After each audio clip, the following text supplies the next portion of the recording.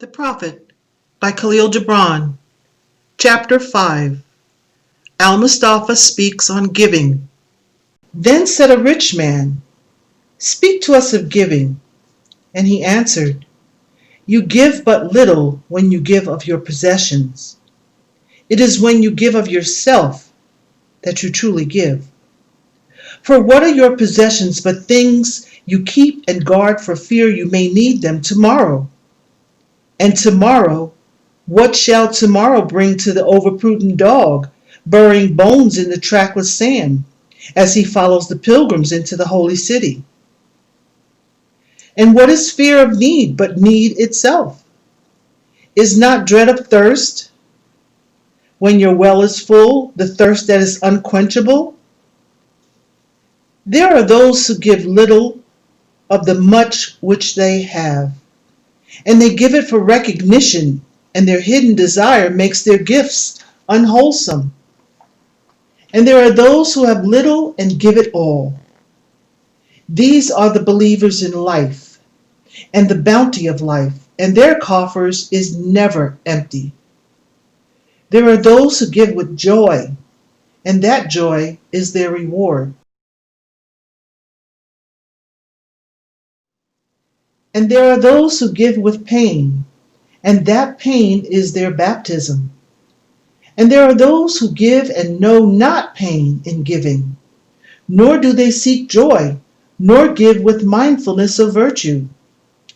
They give as in yonder valley the myrtle breathes its fragrance into space.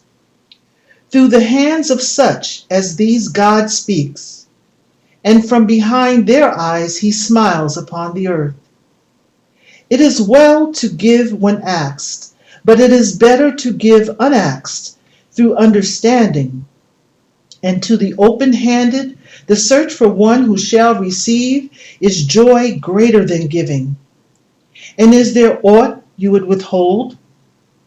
All you have shall someday be given. Therefore give now, that the season of giving may be yours, and not your inheritors. You often say, "I would give, but only to the deserving." The trees in your orchard say not so, nor the flocks in your pasture. They give that they may live, for to withhold is to perish. Surely he who is worthy to receive his days and his nights is worthy of all else from you. And he who has deserved to drink from the ocean of life deserves to fill his cup from your little stream. And what desert greater shall there be than that which lies in the courage and the confidence, nay, the charity of receiving? And who are you that men should rend their bosom and unveil their pride, that you may see their worth naked and their pride unabashed? See first that you yourself deserve to be a giver and an instrument of giving. For in truth it is life that gives unto life, while you who deem yourself a giver are but a witness.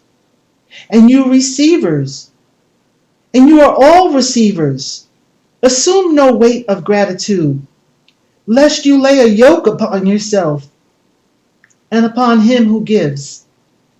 Rather rise together, with the giver on his gifts as on wings.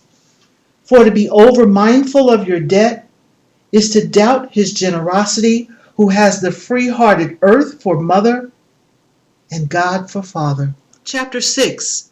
Mustafa speaks on eating and drinking. A keeper of an inn said, "Speak to us of eating and drinking." And he said, "Would that you could live on the fragrance of the earth, and like an air plant be sustained by the light. But since you must kill to eat, and rob the newly born of its mother's milk to quench your thirst, let it then be an act of worship. And let your board stand an altar on which the pure and the innocent of forest and plain are sacrificed for that which is purer and still more innocent in man. When you kill a beast, say to him in your heart, By the same power that slays you, I too am slain, and I too shall be consumed. For the law that delivered you into my hand shall deliver me into a mightier hand. Your blood and my blood is naught but the sap that feeds the tree of heaven. And when you crush an apple with your teeth, say to it in your heart, your seeds shall live in my body, and the buds of your tomorrow shall blossom in my heart, and your fragrance shall be my breath, and together we shall rejoice through all the seasons.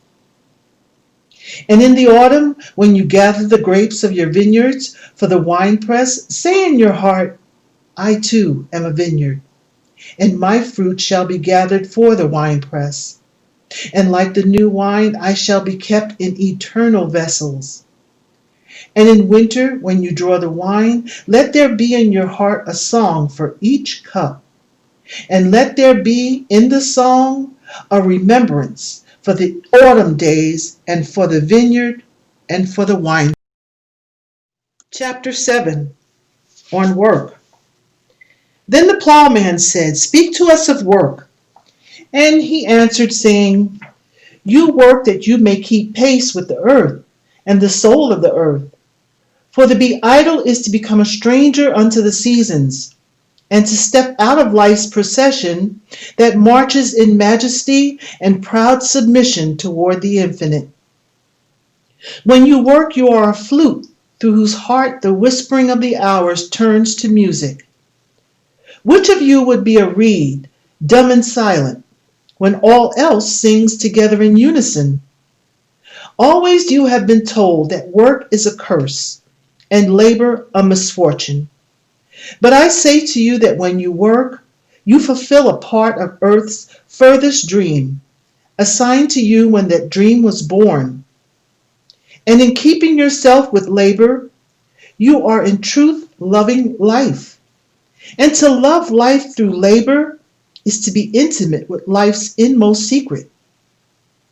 And if you in your pain call birth an affliction, and the support of the flesh a curse written upon your brow, then I answer that naught but the sweat of your brow shall wash away that which is written. You have been told also that life is darkness, and in your weariness you echo what was said by the weary.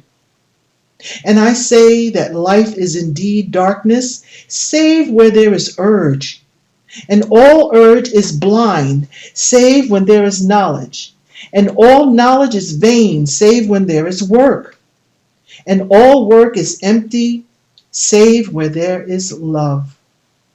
And when you work with love, you bind yourself, and to one another, and to God. And what is it to work with love? It is to weave the cloth with threads drawn from your heart, even as your beloved were to wear that cloth. It is to build a house with affection, even as if your beloved were to dwell in that house.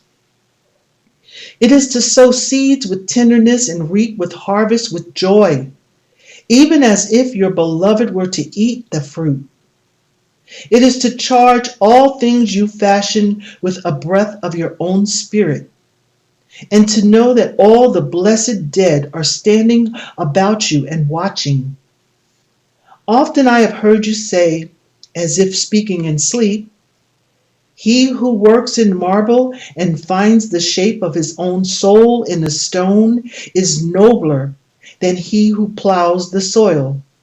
And he who seizes the rainbow to lay it on a cloth in the likeness of man is more than he who makes the sandals for our feet.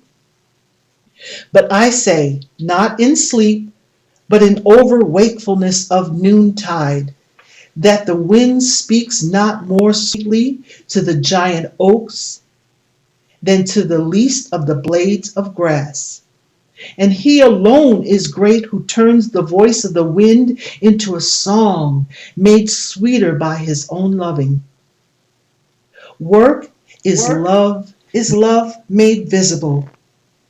And if you cannot work with love, but only with distaste, it is better that you should leave your work and sit at the gate of the temple and take alms of those who work with joy. For if you bake bread with indifference, you bake a bitter bread that feeds but half of man's hunger. And if you grudge the crushing of the grapes, your grudge distills a poison in the wine. And if you sing, though as angels, and love not the singing, you muffle man's ears to the voices of the day and the voices of the night.